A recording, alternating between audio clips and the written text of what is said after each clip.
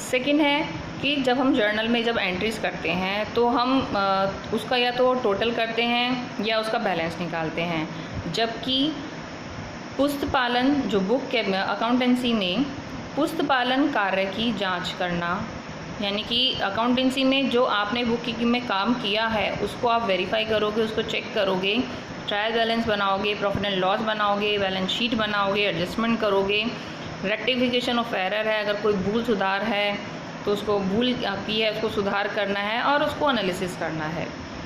फिर आ जाता है बुक कीपिंग। बुक कीपिंग ये आपके डिफरेंस चल रहे हैं बुक कीपिंग और अकाउंटेंसी में। बुक कीपिंग का काम क्या है? मेन काम बुक कीपिंग का हिसाब किताब रखना, कि जितने भी व्यवहार हुए हैं उनको आप रजिस्टर्ड कर दोगे, दैट इज़ बुक कीपिंग, या हिसाब किताब करना।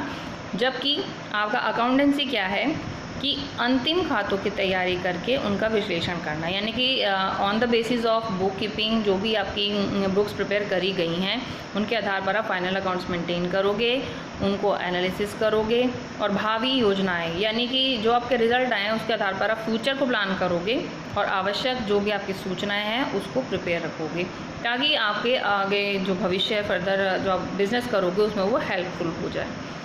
फिर आ जाता है रिस्पॉन्सिबिलिटी ऑफ बुक कीपिंग। तो पुस्तपालक यानी कि the person who is maintaining the books, that is book keeper, जिसको पुस्तपालक कहते हैं, लेखाकर्म के लिए उत्तरदायी नहीं है। पहली बात तो वो इन ट्रांजैक्शन के लिए रिस्पॉन्सिबल नहीं है, क्योंकि उसकी नॉलेज में जितना है वो उसी हिसाब से काम करता है, तो वो सिर्फ लेखाकर्म करने के लिए उत्तरदायी नहीं है। जबकि लेखापाल जो आपका अकाउंटेंट है, जो अकाउंट्स मेंटेन कर रहा है, पुस्तपालक के कार्य के लिए भी उत्तरदायी है। ऑब्वियस है, होगा ही, क्योंकि वो जो बुक कीपर ने बुक्स मेंटेन करी है उसको चेक करके वेरीफाई करने के बाद ही अपना आगे की जो प्रोसेस है, जो अकाउंट है उनको प्रिपेयर कर रहा है। तो अगर उसको पता लग रहा है कि बुक कीपर ने या पुस्तपालक ने कुछ गलत एंट्रीज़ कर रखे हैं या सही से एंट्रीज़ नहीं करी है, तो उसको वहीं पर खुद ठीक करना चाहिए या उसको आगे कहना चाहिए कि आपने ये गलत कर रखी हैं।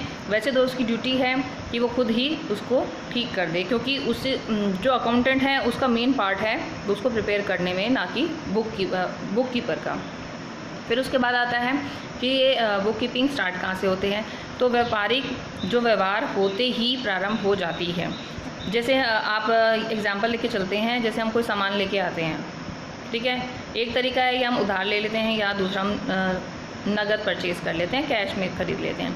तो हम कोशिश करते हैं, सपोज जैसे हमने उधार लेते हैं, ठीक है, क्योंकि बिज़नेस है तो मोस्टली सब काम कैश में नहीं होता, बहुत सारा ट्रांजैक्शन हमारी उधार में ही चलती हैं। तो जैसे हमने काम किया, कोई सामान हम ख़रीद के लेके आते हैं, तो हम तुरंत एक पर्ची पे या किसी हमारी जो बुक्स मेंटेन कर रखी है उस पर उसको एंट्री करते हैं।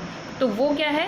बुक कीपिंग, यानी कि आप एज अ बुक कीपर आपने जो भी उधार या नगद परचेज, क्रय विक्रय जो भी किया है उसको आप रिकॉर्ड में ले रहे हो। तो you are as a book keeper, क्या बुक्स में तो रख रहे हो। अब उसके बाद बुक कीपिंग का काम सिर्फ इतना ही है कि आपका जो भी ट्रांजैक्शन हुई है, व्यवहार हुआ है, आपने आज सामान खरीदा, बेचा है, कुछ स्टॉक गया है, कुछ स्टॉक निकला है, तो उसको आप छोटे तौर पर ही अपनी बुक्स में रजिस्टर्ड कर लेते हो।